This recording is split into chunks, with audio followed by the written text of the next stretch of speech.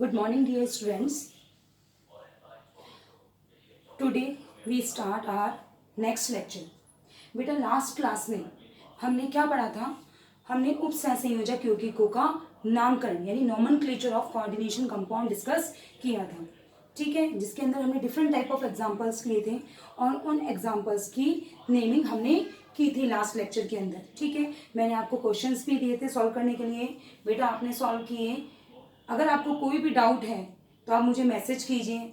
आप लोगों का कोई मैसेज नहीं, इट मीन्स आपको आई थिंक कोई डाउट नहीं है। फिर भी मैं इस चैप्टर के बाद एक डाउट क्लास रखूंगी जिसमें आपकी जो भी क्वेरीज होगी वो हम उसमें सॉल्व करेंगे, ठीक है बेटा।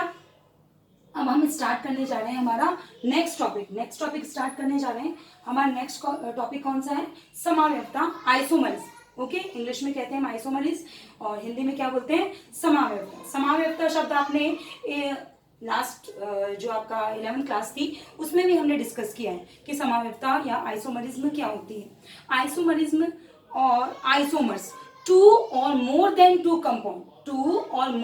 Compound in which molecular formula are same but physical and chemical properties are different. Okay, molecular formula are same but physical and chemical properties are different means जिनके अंदर अणुसूत्र तो समान होगा बट उनके भौतिक और रासायनिक जो गुणधर्म होंगे वो भिन्न भिन्न होंगे, यानी फिजिकल एंड केमिकल प्रॉपर्टीज क्या होंगी आपकी?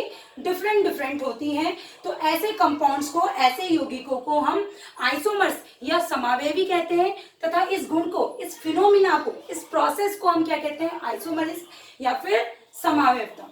यानी those compounds are known as isomers and this phenomena is known as isomerism in which molecular formula are same but physical and chemical properties are different. Look at here बेटा, ये example आपके सामने COCl NH3O5 SO4 COSO4 NH3O5 Cl।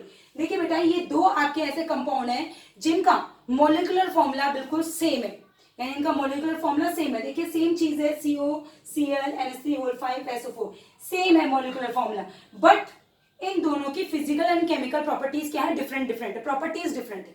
देखिए कैसे properties different है कि आपका ये जो फर्स्ट कंपाउंड है, ये फर्स्ट कंपाउंड की जब रिएक्शन हम सिल्वर नाइट्रेट से कराते हैं, means this compound react with silver nitrate, no reaction take place, no changes take place, means AgNO3 does not react with sulfate ions. Okay बेटा, but in this compound, इस दूसरे compound के अंदर जब AgNO3 के साथ रिएक्शन करवाई जाती है तो ये Cl के साथ में रिएक्शन करके AgCl का व्हाइट प्रेसिपिटेट फॉर्म करता है। Okay, it means first compound तो आपका कोई रिएक्शन नहीं दे रहा है और सेकंड जो कंपाउंड है आपका वो क्या दे रहा है? आपका रिएक्शन दे रहा है। इट मींस दोनों कंपाउंड का मॉलिक्यूलर फॉर्मूला सेम था बट प्रॉपर्टीज क्या हो गई? डिफरेंट हो गई यहाँ पे। तो इस तरीके से ये दोनों कंपाउंड एक दूसरे के क्या है? दोनों कंपाउंड आइसोमर्स है। These compounds are isomers of each other, this one and this one, these are isomers of each other but physical and chemical properties are different. Okay, physical और भौतिक और रासायनिक गुणधर्म क्या है? भिन्न है। इसीलिए इन दोनों को तो क्या कहा जाता है? एक दूसरे के आइसोमर्स या समावयवी कहा जाता है और इस पूरे फिनोमिना को क्या कहा जाता है? आइसोमरिज्म यानी समावयवता।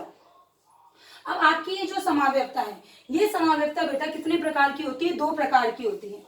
पहली होती है हमारी संरचनात्मक समावयवता और दूसरी होती है त्रिविम समावयवता। संरचनात्मक इंग्लिश में बोलते हैं structural isomerism and second one is stereo isomerism. Okay बेटा, means isomerism are divided into two categories. First one is structure means संरचनात्मक समावयवता, second one is stereo isomerism means त्रिविम समावयवता। अब हम सबसे पहले बात करेंगे संरचनात्मक समावयवता मीन्स स्ट्रक्चरल आइसोमरिज्म की बात करेंगे। अब स्ट्रक्चरल आइसोमरिज्म भी आपकी इन फॉलोइंग कैटेगरीज में डिवाइडेड है। फर्स्ट है आयोनाइजेशन, ठीक है, जिसे हिंदी में बोलते हैं आयनन समावयवता। सेकेंड है आपका लिंकेज आइसोमरिज्म, हिंदी में बोलते हैं बंधन समावयवता। तीसरी है कोऑर्डिनेशन आइसोमरिज्म, जिसे हम बोलते हैं समन्वयी समावयवता। चौथी है हाइड्रेट आइसोमरिज्म, जिसे हम बोलते हैं जलयोजन समावयवता। फिफ्थ है आपकी लिगेंड आइसोमरिज्म, लिगेंड समावयवता। सिक्स्थ है पॉलीमराइजेशन आइसोमरिज्म यानी बहुलकीकरण समावयवता। तो इस तरीके से आपकी 6 समावयवता है, 6 आइसोमरिज्म है।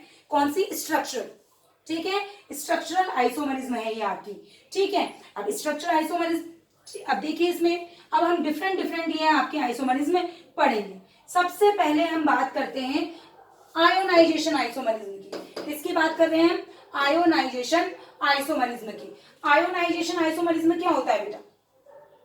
दो या दो से अधिक ऐसे यौगिक, या हम ये कह सकते हैं टू और more than two compound which gives different ions into the solution, यानी जो कि भिन्न भिन्न प्रकार के आयन देते हैं। इनका अणुसूत्र तो समान होगा, अणुसूत्र तो समान होगा, लेकिन ये विलयन में आयन क्या करेंगे? अलग अलग देंगे। भिन्न भिन्न आयन देने के कारण ये क्या कहलाते हैं? आयनन समावेवी कहलाएंगे। ठीक है, और इस गुण को क्या कहा जाता है? आयनन समावेवता। देखिए इसका उदाहरण कैसे, ये आपके दो यौगिक है COCl NH3O5SO4। अगर हम नाम दे तो नाम क्या होगा? मैंने आपको सिखाया था, क्या नाम होगा? सबसे पहले धनायन, धनायन है नहीं, फिर उसके बाद क्या लिखते हैं? Ligand alphabetically. एमीन पहले आता है तो पेंटा एमीन, देन क्लोराइडो, उसके बाद क्या है आपका? कोबाल्ट, है ना। अब इसकी ऑक्सीकरण अवस्था निकालेंगे, ऑक्सीकरण अवस्था क्या आएगी? 3, कोबाल्ट थर्ड, और फिर क्या है आपका? ऋणायन, तो सल्फेट। तो इसका नाम क्या हो गया? पेंटा एमीन क्लोराइडो कोबाल्ट थर्ड सल्फेट। ठीक है, ये आपको नाम में सिखा चुकी हूं। यही रहा आपका दूसरा कंपाउंड। इन दोनों का अणुसूत्र समान है, देखिए बिल्कुल सिमिलर है, सेम मॉलिक्यूल्स है इनके अंदर, तो मॉलिक्यूलर फॉर्मूला सेम है। लेकिन अब ये आयनाइजेशन आइसोमरिज्म कैसे शो कर रहे हैं? यानी ये डिसोशिएट होकर डिफरेंट डिफरेंट आयन देते हैं। देखिए बेटा, जब ये डिसोशिएट होगा तो एक तो ये कॉम्प्लेक्स आयन देगा आपका, संकुल आयन COCl NH3O5, और साथ में इसमें ये ऋणायन निकल जाएगा सल्फेट -2, और आपके संकुल पे आएगा +2 चार्ज, क्योंकि ऋणायन निकल रहे हैं। दूसरा जो है उसमें ऋणायन है क्लोराइड, यानी सल्फेट चला गया अंदर, लिगेंड बन गया, और क्लोराइड बाहर आ गया, क्या बन गया? ऋणायन बन गया। तो ये डिसोशिएट होकर आपके क्या आयन दे रहा है? COSO4 NH3 प्लस और Cl माइनस, यानी दोनों देखो डिफरेंट डिफरेंट आयन्स दे रहे हैं आपके। ये अलग आयन दे रहा है और ये अलग आयन दे रहा है, लेकिन दोनों का मॉलिक्यूलर फॉर्मूला क्या है? सेम है।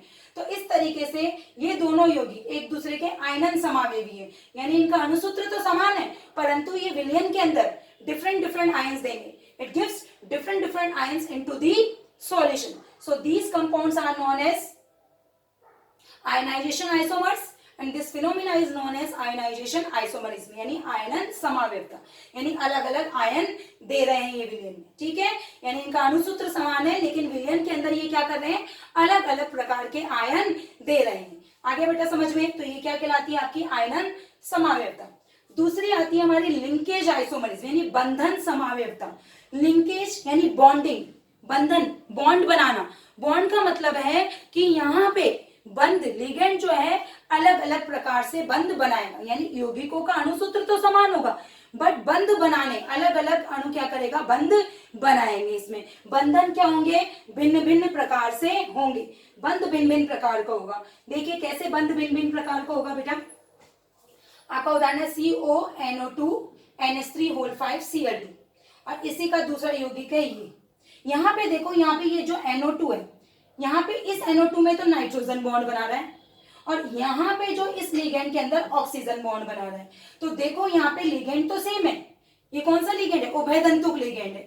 तो उभयदंतुक लिगेंड होने की वजह से इसमें तो नाइट्रोजन बंध बना रहा है, और यहाँ पे इसके अंदर ऑक्सीजन बंध बना रहा है, तो बंध भिन्न भिन्न हो गए दोनों के अंदर। दोनों का क्या है? अणुसूत्र बिल्कुल सेम है, लेकिन यहाँ पे लिगेंड के बंध क्या हो गए? भिन्न भिन्न प्रकार के हो गए। तो इसका नाम तो क्या हो जाएगा? पेंटा एमीन। यहाँ कौन बंध बना रहा है? नाइट्रोजन, तो नाइट्रिटो एन, यानी नाइट्रोजन बॉन्ड बना रहा है, कोबाल्ट थर्ड क्लोराइड। अब यहाँ पे कौन बंध बना रहा है? इसके अंदर ऑक्सीजन, तो यहाँ नाम हो जाएगा पेंटा एमीन नाइट्रिटो O, क्योंकि ऑक्सीजन बॉन्ड बना रहा है, तो नाइट्रिटो O कोबाल्ट थर्ड क्लोराइड। तो दोनों यौगिकों के अंदर आपका अणुसूत्र तो बिल्कुल समान है, लेकिन लिगेंड में बंध भिन्न भिन्न प्रकार के हैं। यहाँ तो नाइट्रोजन बंध बना रहा है और यहाँ आपका ऑक्सीजन बंध बना रहा है। तो इस समावेवता को हम बंधन समावेवता या लिंकेज आइसोमरिज्म कहते हैं, यानी different type of bonding available है यहाँ पर आपकी। ठीक है, तो this isomerism is known as linkage isomer, and this isomers are known as linkage isomer. Those compounds are linkage isomers of each other. दोनों एक दूसरे के क्या है? बंधन समावेवी है, लेकिन ये फिनोमिना क्या कहलाएगा? बंधन समावेवता या लिंकेज आइसोमरिज्म। उसके बाद आती है बेटा आपकी कोऑर्डिनेशन आइसोमरिज्म, यानी समन्वयी समावयवता। अब समन्वयी समावयवता क्या होती है, जिसमें अणुसूत्र तो क्या होगा आपका समान होगा, लेकिन लिगेंडों का जब आदान प्रदान होगा, यानी लिगेंड जब एक्सचेंज होंगे, तो आपकी समन्वय धातु परिवर्तित हो जाएगी। समन्वय धातु क्या होगी, परिवर्तित हो जाएगी। ठीक है, तो जब समन्वय लिगेंडों का एक्सचेंज होगा तो समन्वय संख्या भी परिवर्तित होगी, और साथ के साथ वो केंद्रीय धातु परमाणु के साथ में उनका क्या होगा, बंधन भी भिन्न भिन्न हो जाएगा। तो यहाँ पे जब लिगेंडों का आदान प्रदान होता है तो समन्वय धातु जो होगी आपकी वो क्या हो जाएगी, भिन्न भिन्न हो जाती है। देखिए इधर ये उदाहरण है CrNH3 COCN होल 6। अब इसमें देखिए यहाँ पे 6 एमीन जुड़े हुए हैं तो समावयवता क्या है, यहाँ पे 6, यहाँ पे 6 साइनाइड जुड़े हुए हैं तो समावयवता क्या है, 6। यहाँ क्रोमियम के साथ एमीन जुड़ा हुआ है, यहाँ कोबाल्ट के साथ में साइनाइड जुड़ा है। अब यहाँ अगर हम लिगेंडों का आदान प्रदान कर दें, साइनाइड को ले आते हैं क्रोमियम के साथ में और आपके एमीन को ले जाते हैं कोबाल्ट के साथ में, तो कोबाल्ट के साथ में तो आ गया एमीन, ठीक है, और क्रोमियम के साथ में आ गया साइनाइड। यहाँ समन्वय संख्या थी पहले 6 और यहाँ पे भी समन्वय संख्या क्या थी, 6। अब देखो इस कोबाल्ट वाले में समन्वय संख्या ठीक है 6 है, समन्वय संख्या तो क्या है आपकी सेम है यहाँ पे, लेकिन देखिए यहाँ पे लिगेंडों का आदान प्रदान जब हुआ, लिगेंडों का आदान प्रदान हुआ तो समन्वयी धातु जो है वो भिन्न भिन्न हो गई यहाँ पे। तो यहाँ पे लिगेंडों के आदान प्रदान से समन्वयी धातु परिवर्तित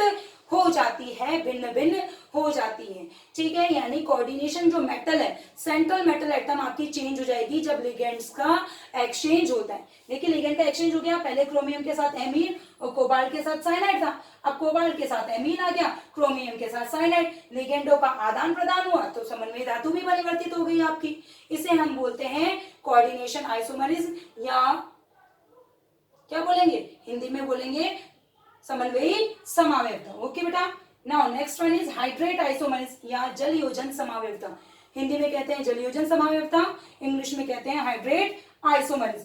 हाइड्रेट आइसोमरिज्म क्या है बेटा, इसके अंदर ये 2 या 2 से अधिक ऐसे आपके कंपाउंड्स होंगे, ऐसे यौगिक होंगे जिनमें क्या होगा, मॉलिक्यूलर फॉर्मूला तो भाई सेम रहेगा, लेकिन यहाँ पे जो वाटर है, हाइड्रेट यानी जल का जो अणु है, कुछ यौगिकों के अंदर तो किसका काम करेगा, लिगेंड का काम करेगा, और कुछ में क्रिस्टलीय जल यानी क्रिस्टलाइन वाटर का काम करेगा। यानी वाटर जो है कुछ कंपाउंड में तो लिगेंड बन जाएगा और कुछ में ये क्रिस्टलाइन वाटर भी बन जाएगा, यानी क्रिस्टलीय जल भी बन जाता है। देखिए इधर मैं आपको दिखाती हूँ, ये है हमारा हाइड्रेट आइसोमरिज्म।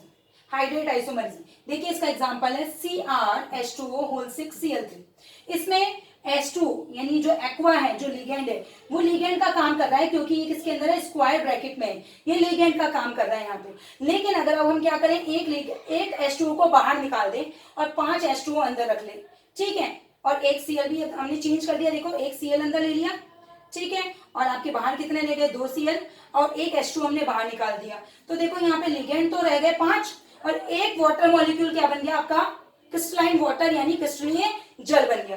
तो देखो अब तीसरा लिया हमने, तीसरे में हमने 4 वाटर मॉलिक्यूल अंदर रखे और 2 हमने क्या कर दिए, बाहर निकाल दिए, तो यहाँ पे 4 लिगेंड रह गए और 2 आपके क्या रह गए, क्रिस्टलीय जल यानी क्रिस्टलाइन वाटर, हाइड्रेटेड वाटर रह गया ये आपका। तो देखो ये तीनों जो यौगिक हैं, ये तीनों यौगिक हाइड्रेट आइसोमरिज्म में शो करते हैं। इनका मोलिकुलर फॉर्मूला सेम है, सारे वही Cl, H2O, chromium, central metal atom भी सेम है, लिगेंड भी वाटर मॉलिक्यूल है, ठीक है, Cl भी है, तीनों में सेम नंबर प्रेजेंट है। बट यहाँ पे H2O जो है उसके 6 लिगेंड है, एक भी क्रिस्टलाइन वाटर नहीं है। यहाँ पे H2O के 5 लिगेंड है लेकिन एक क्रिस्टलाइन वाटर हो गया। यहाँ H2O के 4 लिगेंड है, ठीक है, और 2 क्रिस्टलाइन वाटर हो गए। तो देखो यहाँ पे वाटर मॉलिक्यूल तीनों कंपाउंड में अलग अलग काम कर रहा है, एक में तो सिर्फ लिगेंड का ही काम कर रहा है और 2 में आपके लिगेंड का भी काम कर रहा है और क्रिस्टलाइन वाटर का भी काम कर रहा है। तो इसे हम बोलते हैं जल योजन समावयवता या हाइड्रेट आइसोमरिज्म। ये वॉयलेट कलर प्रोवाइड करता है, ये लाइट ग्रीन और ये डार्क ग्रीन। देखो कलर भी चेंज हो गया क्योंकि क्रिस्टलाइन वाटर जुड़ने की वजह से इनका कलर चेंज हो गया, ठीक है बेटा। तो इस तरीके से ये कहलाती है आपकी हाइड्रेट आइसोमरिज्म या जल योजन समावयवता, जिसमें वाटर मॉलिक्यूल लिगेंड और क्रिस्टलाइन वाटर दोनों का काम कर रहे हैं। नेक्स्ट आती है आपकी लिगेंड आइसोमरिज्म। लिगेंड आइसोमरिज्म देखिए बेटा, लिगेंड आइसोमरिज्म लेकिन यहाँ क्या होगा, मॉलिक्यूलर फॉर्मूला सेम होगा लिगेंड आइसोमरिज्म में, अणुसूत्र क्या होगा, सेम होगा, मॉलिक्यूलर फॉर्मूला सेम होगा, बट जो लिगेंड होंगे वो पोजिशनल आइसोमरिज्म शो करेंगे, यानी लिगेंड की पोजीशन क्या होगी, चेंज हो जाएगी, अलग अलग पोजीशन शो करेंगे, तो वो लिगेंड आइसोमरिज्म कहलाएगी। मॉलिक्यूलर फॉर्मूला सेम रहेगा बट लिगेंड जो है पोजिशनल आइसोमरिज्म शो करते हैं, लिगेंड की पोजीशन डिफरेंट डिफरेंट हो जाती है। देखिए जैसे हमने एग्जांपल लिया, इसमें देखिए बेटा यहाँ पे 2Cl यानी जो लिगेंड है, यहाँ पे ये क्लोरीन है वो दूसरे नंबर पे, सेकेंड नंबर पे, यहाँ क्लोरीन जो है तीसरे नंबर पे है, और यहाँ क्लोरीन क्या है 4 नंबर पे। तो लिगेंड की पोजीशन जो है डिफरेंट डिफरेंट होगी, यहाँ क्लोरीन जो है सेकेंड नंबर पे है, यहाँ क्लोरीन थर्ड नंबर पे है बेंजीन की रिंग पर, और यहाँ क्लोरीन जो है फोर्थ नंबर पे है। यानी जो क्लोराइडो लिगेंड है हमारा, इस क्लोराइडो लिगेंड की इस बेंजीन के साथ में, यानी ये पूरा कंपाउंड है, इसके साथ में बेंजीन रिंग जुड़ी हुई है, ये जो बेंजीन रिंग है ये देखो ये मैंने शो कर रखी है, ये जो बेंजीन रिंग है इस पर इस क्लोराइडो लिगेंड की पोजीशन डिफरेंट डिफरेंट हो गई। यहाँ पे ये दूसरे नंबर की पोजीशन पे, यहाँ तीसरे नंबर पे की पोजीशन पे, और यहाँ चौथे नंबर की पोजीशन पे। दिस इज वन, क्योंकि यहाँ से जुड़ा हुआ है इस कंपाउंड से, ये first second position, first second third position, first second third and fourth position. तो लिगेंड यहाँ पे क्लोरीन की जो पोजीशन क्या होगी, डिफरेंट डिफरेंट हो गई। यानी देखिए ये तो है 2 क्लोरोफेनिल, ये है 3 क्लोरोफेनिल, ये है 4 क्लोरोफेनिल। यानी यहाँ पे क्लोरीन क्लोराइडो जो लिगेंड है हमारा, उस क्लोराइडो लिगेंड की पोजीशन अलग अलग हो गई है। तो क्लोराइडो लिगेंड की पोजीशन अलग अलग होने की वजह से इसे हम क्या कहेंगे, लिगेंड आइसोमरिज्म। लास्ट हमारी आती है पॉलीमराइजेशन आइसोमरिज्म, यानी बहुलकीकरण समावयवता। ठीक है, बहुलकीकरण समावयवता बेटा इसके अंदर क्या होगा, एम्पेरिकल फॉर्मूला यानी मूलानुपाती सूत्र, फर्स्ट चैप्टर में पढ़ा था 11th क्लास में आपने कि मूलानुपाती सूत्र क्या होता है। मूलानुपाती सूत्र एक बार मैं रिवाइज कर देती हूँ वापस से, कि यौगिकों का जो भी यौगिक है उसमें जो भी आपके एटम पार्टिसिपेट कर रहे हैं, जिस एटम से वो मिलकर बना है उसका सरलतम अनुपात, ठीक है, तत्वों का सरलतम अनुपात दर्शाता है आपका मूलानुपाती सूत्र। जैसे मैं देखिए आपको समझाती हूँ बेटा, H2O2, H2O2, अब H2O2 में हाइड्रोजन है 2, ऑक्सीजन है 2, यानी कुल तत्वों की संख्या तो दर्शाता है आपका अणुसूत्र। मॉलिक्यूलर फॉर्मूला तो क्या दर्शाता है, एक्चुअल में कितने एलिमेंट उसके अंदर प्रेजेंट है। तो एक्चुअल में 2 तो हाइड्रोजन है और 2 ऑक्सीजन है, तो ये तो कहलाएगा molecular formula, this is molecular formula, अणुसूत्र कहलाएगा। लेकिन अगर हम इनका सरलतम अनुपात निकालें तो 2 एकम 2, 2 एकम 2, यानी हाइड्रोजन भी 1, ऑक्सीजन भी 1, ये कहलाएगा एम्पेरिकल फॉर्मूला या मूलानुपाती सूत्र। तो किसी यौगिक में तत्वों का सरलतम अनुपात तो क्या कहलाता है, मूलानुपाती सूत्र, और उसमें वास्तव में तत्वों की जो संख्या है वो कहलाती है आपकी कौन सा सूत्र, मॉलिक्यूलर फॉर्मूला या अणुसूत्र। अब देखिए इसी से संबंधित है आपका पॉलीमराइजेशन आइसोमरिज्म यानी बहुलकीकरण समावयवता। यहाँ पे यौगिकों का मूलानुपाती सूत्र तो समान रहेगा, क्या रहेगा, समान रहेगा, परंतु अणुसूत्र जो है वो मूलानुपाती सूत्र का पूर्ण गुणज होगा, यानी मल्टीपल होगा, बिल्कुल ठीक है। यानी एम्पेरिकल फॉर्मूला तो सेम रहेगा, यानी जो यौगिक होंगे 2 या 2 से अधिक यौगिक जिनका एम्पेरिकल फॉर्मूला तो सेम रहेगा, मूलानुपाती सूत्र समान रहेगा, बट जो आपका अणुसूत्र है, जो मॉलिक्यूलर फॉर्मूला है, वो जस्ट क्या होगा, मल्टीपल होगा एम्पेरिकल फॉर्मूले का, पूर्ण गुणज होगा मूलानुपाती सूत्र का। देखिए इधर बेटा हमने लिया है एग्जाम्पल PtCl2NH3 ये पहला यौगिक है जिसमें एक प्लेटिनम केंद्रीय धातु है, 2 क्लोरीन है और 2 एमीन है, 2 क्लोराइडो लिगेंड है और 2 एमीन लिगेंड है। तो रेशो निकाले Pt1 क्लोरिडो 2 एंड एमीन 2, 1:2:2, ठीक है। अब देखिए दूसरा है हमारा PtNH3 PtCl4, यहाँ रेशो आ रहा है हमारा 2 प्लेटिनम है तो 2, 4 एमीन है एंड 4 क्लोरीन है। This is what is this, this is actual जो एलिमेंट्स को बता रहा है वो क्या कहलाता है, मॉलिक्यूलर फॉर्मूला। लेकिन अब जब इसका हम क्या निकालते हैं, सरलतम अनुपात निकालें इसका, तो इसका 2 एकम 2, 2 एकम 2, 2 एकम 2, यानी इसका रेशो क्या आ रहा है 1:2:2, ठीक है। ये देखो ये आपका क्या है, ये सरलतम अनुपात है। तो देखो सरलतम अनुपात जो है वो तो क्या है, एम्पेरिकल फॉर्मूला तो क्या है, सिमिलर है, एम्पेरिकल फॉर्मूला सेम है, बट जो मॉलिक्यूलर फॉर्मूला है आपका, इसका जो मॉलिक्यूलर फॉर्मूला है जस्ट मल्टीपल है, जस्ट क्या है, पूर्ण गुणज है। ये तो सरलतम अनुपात है, ये सरलतम अनुपात का पूर्ण गुणज है आपका अणुसूत्र, ठीक है, तो यहाँ पे मूलानुपाती सूत्र तो समान होगा, बट परंतु जो अणुसूत्र होगा, जो मॉलिक्यूलर फॉर्मूला होगा, जस्ट मल्टीपल होगा, पूर्ण गुणज होगा। देखिए इस दोनों कंपाउंड में ये पहला था जिस, ठीक है, और ये आपका दूसरा है। यहाँ पे देखो तो इन दोनों के अंदर क्या है कि ये मॉलिक्यूलर फॉर्मूला हो गया आपका, ये सरलता अनुपात हो गया, तो आपका जो मॉलिक्यूलर फॉर्मूला है जस्ट मल्टीपल है, जस्ट क्या है, मल्टीपल है आपका। आ गया बेटा समझ में? तो ये कहलाती है आपकी पॉलीमराइजेशन, आइसोमरिज्म या बहुलकीकरण समावयवता, जिसके अंदर आपका क्या होगा, अणुसूत्र जो है वो मूलानुपाती सूत्र का जस्ट मल्टीपल होगा या पूर्ण गुणज होता है। तो ये है आपकी बेटा भिन्न भिन्न प्रकार की समावयवता। समावयवता यहाँ आपकी ये संरचनात्मक समावयवता खत्म हो चुकी है। अब हम पढ़ेंगे त्रिविम समावयवता या स्टीरियो आइसोमरिज्म बेटा, ठीक है। तो आई थिंक आपको अगर कोई भी डाउट है तो आप मुझे वॉइस मैसेज छोड़ दीजिएगा या आप मेरे व्हाट्सएप नंबर पर मुझे मैसेज कर दीजिएगा, ठीक है बेटा। आ गया होगा समझ में? तो हमने आज डिफरेंट टाइप की स्ट्रक्चरल आइसोमरिज्म पढ़ी, ionization, linkage isomerism, coordination, hydrate, ligand and polymerization isomerism. Okay बेटा, thank you so much, have a nice day.